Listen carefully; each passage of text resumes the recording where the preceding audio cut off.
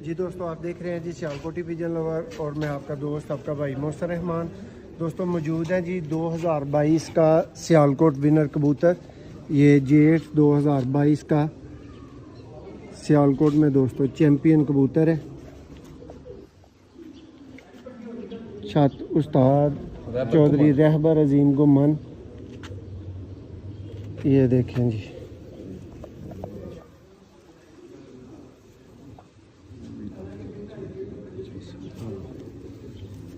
दोस्तों चैम्पियन कबूतर आपको इस वीडियो में दिखाया जा रहा है और उम्मीद करते हैं जी आप इसका शौक़ पसंद करेंगे।